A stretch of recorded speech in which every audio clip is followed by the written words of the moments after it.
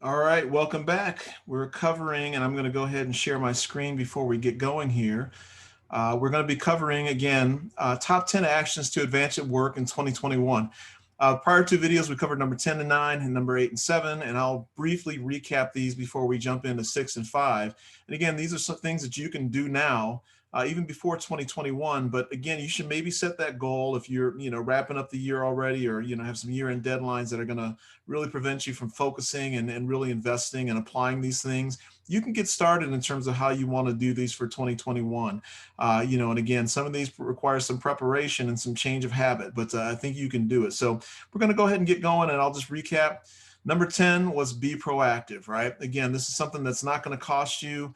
You can actually, do that immediately, and it might cost you a little extra time in terms of in the morning getting up early, or, starting a little bit earlier to make sure you're organized. You want to be proactive versus reactionary. You get a lot of things thrown at you typically during the course of a day that you cannot control. But if you're organized and really want to make sure that you have your parts under control and set up for success, at least when those things get thrown at you, you can maybe shuffle some things that you know that you have already prepared on, and you're not going to feel as stressed either, right? Don't get used to or comfortable operating in that reactionary mode. It may seem like you're flying around and you're super busy, but I guarantee you, when I've actually had to sit down and have these talks with folks because they're busy, busy, and don't have enough time, it's because they're not as organized and they're not as effective. I guarantee you. So ask people, if you have a really close friend or confidant, if you act or react and live in reactionary mode, not a good place to live. And I want you to really try and change some things, because again, maybe that's the whole thing that's keeping you from advancing at work. Number 9, something else that doesn't cost you anything. And again, you may be having a bad day, but I guarantee you there's other people that are too. And by you being genuinely kind, asking how people are doing, taking the time to stop and listen to them, people are always shocked when they'll share something with me when I genuinely ask, hey, how's it going today? You seem a little bit down. Anything going on? Anything I can help with? And then I stop and I listen, and they'll share all kinds of things with me, right? And then I follow up with them the next time I see them in the next couple of days or so. Hey, you talked to me that your parents were, having trouble selling their house, and you had to go in and help them, get things organized, and that's taking extra time out of your day. How'd that go, or how's that going? Is there anything I can help you with? Maybe, probably not. They probably won't ask you to do that, but they're genuinely, surprised, A, that I listened, and then B, that I stopped to take the time to follow up with them, right? And again, it helps if I'm having a bad day anyway. It helps take the focus off my bad day, right? And to also know that other people are struggling sometimes, in just life in general, or just the normal, drudges of life, and it takes the focus on me, having my own pity party here. So something that you can do won't cost you a lot, and you should, will find that it pays off dividends. And that's not why you should be doing it, but I think that people genuinely are drawn to you and will, really, I think you'll find that the relationship increases at work. Number 8, again, just like your school and college syllabus, there's goals and things you can do.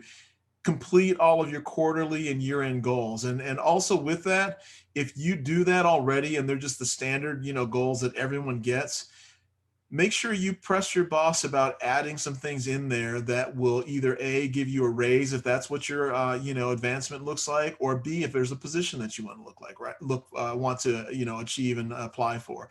Again, having it written and then putting you in the position of power, to be able to say, hey, we talked about this earlier.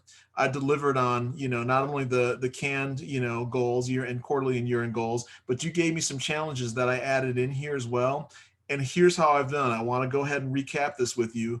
And I've achieved this. And you said that when, this happens and when I do this, that we could talk about that and what that looks like. And then also get a commitment in terms of when that's going to happen. If you've been delivering on those things that your boss or superior has given you to, pursue that either raise or that position promotion, get commitments, right? They may in their mind say, yeah, another year of this. You need to understand in your mind when that's going to happen if you deliver on these things. And then number 7, again, doesn't cost you anything. Give others credit frequently, right?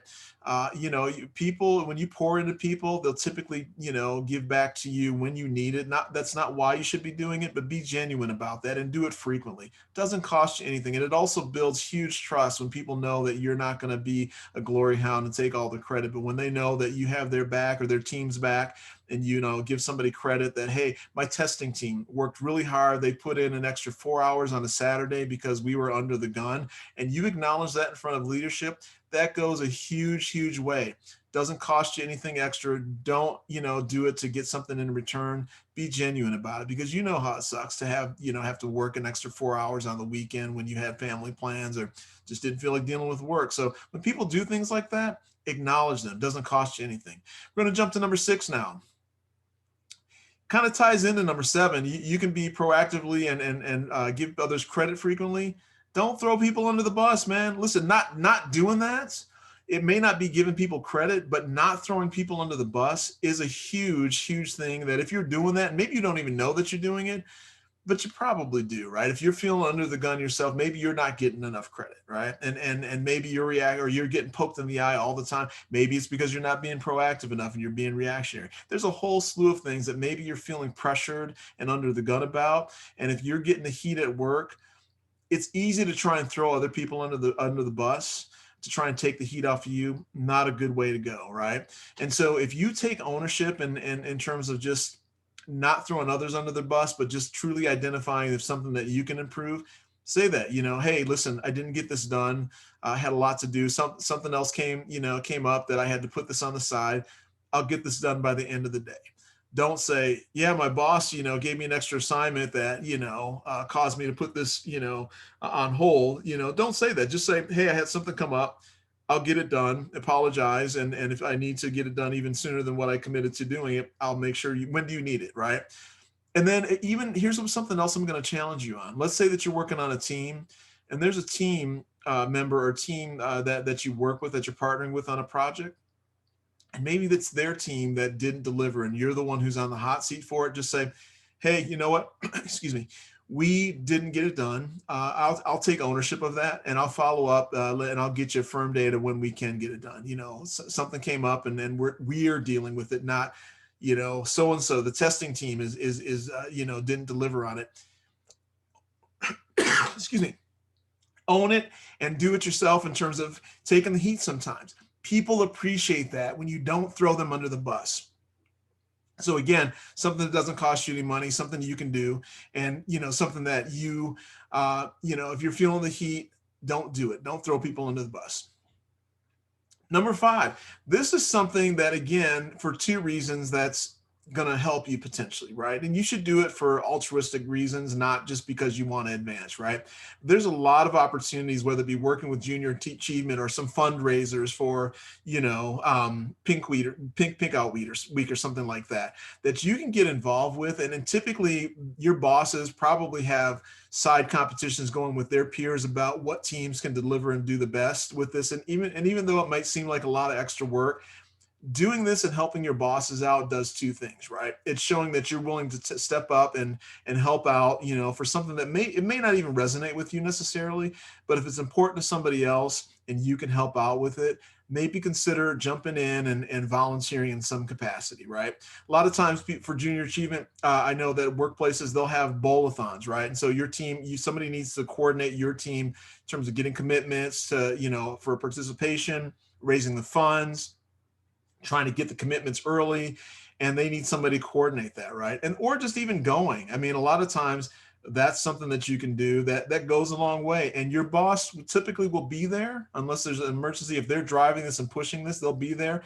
And so 2 things with that, right? Not only are you, if you step up and volunteer for this, but number 2, if you participate, it gives you interaction and face time with your team and with your boss that you may not have gotten because it's outside the normal work schedule, right? And that gives people to see you in a different light, right? Maybe you're always just nose to the grindstone, heads down all the time at work. But in those situations, a lot of times people will say, hey, you know what? That Paul's not as bad as what I think he is, or, not as dry as what I think he is. A lot of times I'll meet people at those things and I'm just, they'll say things or do things and I'm like, they're actually pretty funny, and I end up, having a different appreciation about them. But again, it's good to do those things if you can, if you have the capacity. And a lot of people don't with what they have going on with work. But I want to encourage you to think about that. Even if it's one, action for the year that you do, it's something that, doesn't take a lot of time, but you'd be surprised at how much weight it carries when it comes down to you achieving your goals of advancement. So again, do me a favor, hit the subscribe button, click the thumbs up, hit the alert button, and share this video if you know somebody might be able to utilize what we're talking about here today and might find it useful. And we'll talk to you at the next